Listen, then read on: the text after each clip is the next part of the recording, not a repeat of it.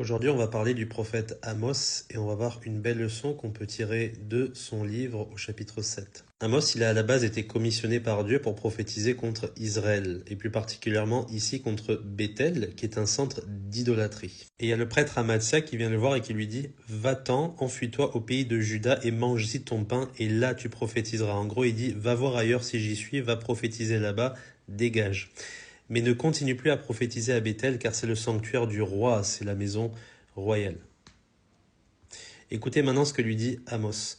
Et Amos répondit et dit à Amatsia, « Je n'étais ni prophète, ni fils de prophète, j'étais un berger et je recueillais des figues sauvages. Et l'Éternel m'a pris derrière le troupeau et m'a dit, va, prophétise à mon peuple Israël. » Ça vous rappelle pas David, qui lui aussi dirigeait le troupeau et que Dieu a pris, a exalté pour en faire un très grand roi. Vous voyez, Dieu, il résiste aux orgueilleux, mais il fait grâce aux humbles.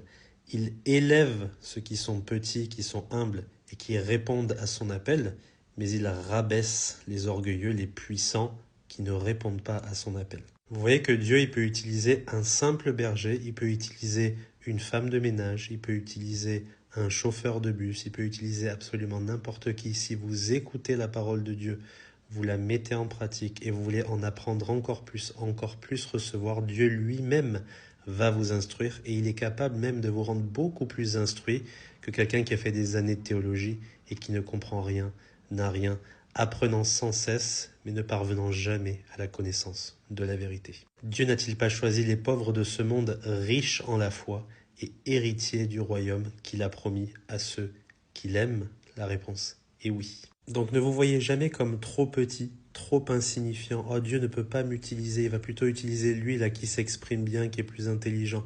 Certainement pas. Dieu y prend ce qui est petit, qui a la foi, qui place sa confiance en lui pour l'exalter au moment convenable et accomplir de grandes choses. Par contre, vous devez y croire et agir, comme l'a fait Amos, comme l'a fait David et bien d'autres personnes qu'on va retrouver mentionnées dans les Écritures. J'espère que c'est clair, que Dieu vous bénisse.